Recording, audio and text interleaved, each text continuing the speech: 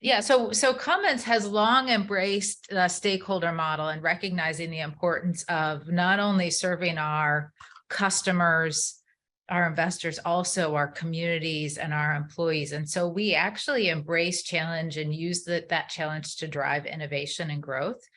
We've done that historically as we've reduced emissions from diesel engines, and we're really approaching the need to decarbonize in a similar way.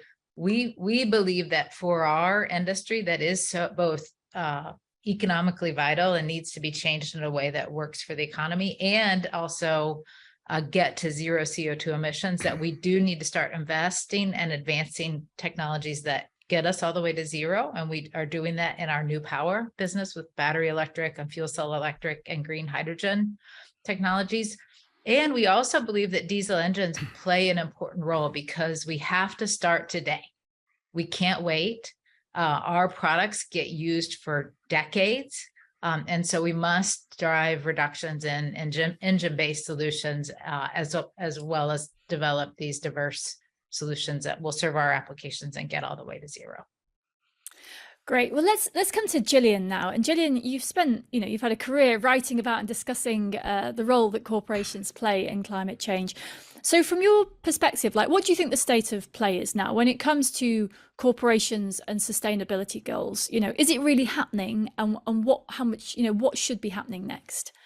Well, it's worth stepping back for a moment and saying that I first crashed into this world shortly after the election of Donald Trump, when most journalists thought that the only thing that really mattered, that was real news in America, where I'm based, was Trump, Trump, Trump, and Trump. And I noticed I kept getting a lot of emails in my inbox from companies and their PRs talking about this thing called ESG, environmental, social, and governance, and sustainability. And I deleted most of them for the first few months because, most journalists are trained to think that when companies start talking about doing good and sustainability, they're basically doing a whole bunch of, corporate spin or PR spin and trying to bamboozle journalists. And then after a few months, I realized, I started listening to the companies concerned and the financiers and realized actually there was a shift in mentality going on, a zeitgeist shift, which was really about companies trying to redefine themselves to have a sense of purpose. Financiers trying to explain what impact on the world the chase for profits was actually having. And also governments running out of money to do their development objectives and needing to either use philanthropic cash or corporate cash to get things done. And that was coming together to drive this whole ESG movement, to drive for sustainability. And most critically, it was driven by three things. There were three buckets of motives. A tiny minority of companies were doing it because they genuinely wanted to change the world, or investors. Those were people who were doing impact investing. They tended to be sort of Scandinavian pension funds and wealthy trust fund kids with a conscience and stuff.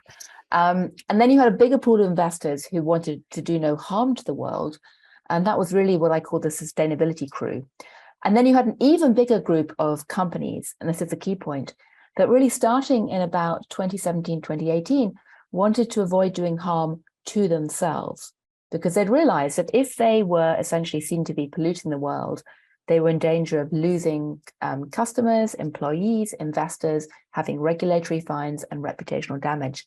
So the whole drive towards environmental issues and sustainability had flipped from being something that was just kind of in the doing good bucket in one tiny department of the company, but had become a key component of risk management. And that really changed the whole debate.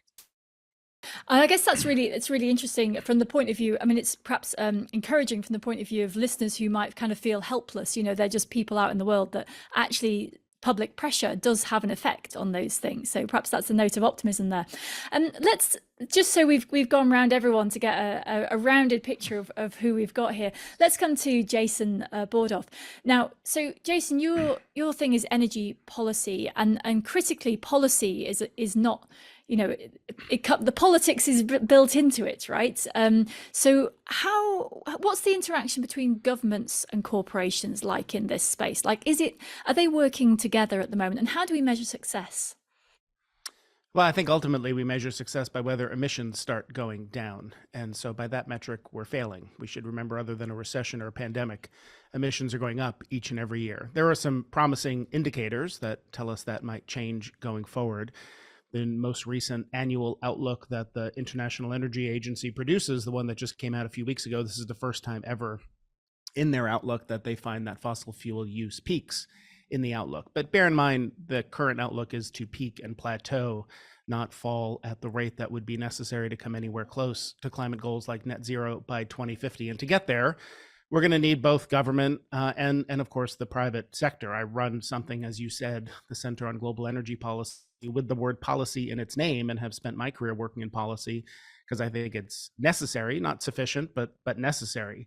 To get to those goals, and it shapes the playing field in which companies, financial institutions, corporations make their decisions. The energy transition needs a whole of society buy-in. It's not going to work if government and corporations have an adversarial relationship, and both have a role to play.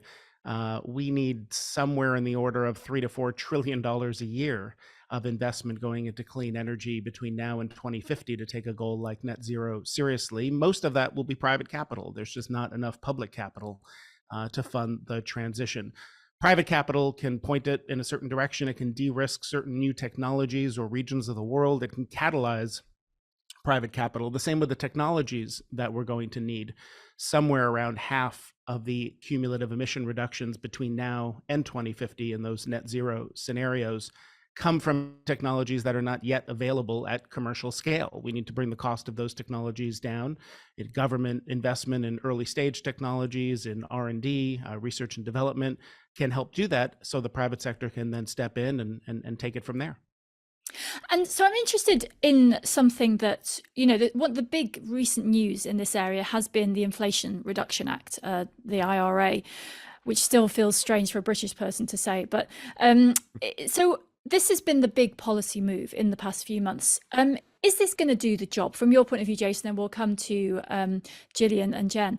But so is this enough, and is it going to work? Well, it's certainly not enough, but it is a very significant step forward. And it is by far the largest investment in clean energy in US history. There's a range of projections out there, and you should take them all with a rather large grain of salt, but the US commitment is to reduce emissions around 50% by 2030, and a range of modeling estimates show this will get us around 40%. So there's more work to do, but it makes a big step in the right direction. There are a lot of challenges to implementation, and I think that needs to be the focus now for all countries, not just the US.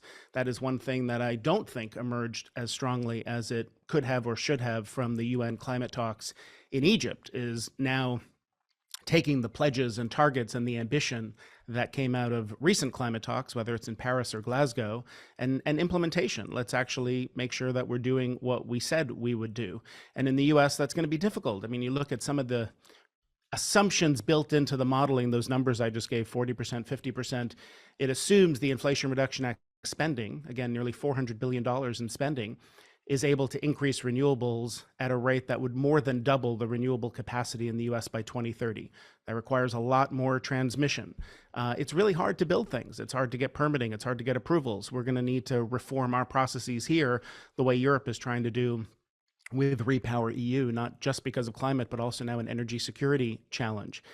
We've seen a European backlash to the Inflation Reduction Act because there are elements of protectionism in it. There are elements of industrial policy, which says if you want the tax credits, you have to make sure certain activity is done in the US or sometimes free trade agreement countries. So I can go on the list. There's a range of implementation challenges, but the focus now really has to be putting that money to work and making sure that between now and 2030, we can scale clean energy at a rapid rate, because it has come down in cost a lot. Solar, batteries, they're all much, much cheaper.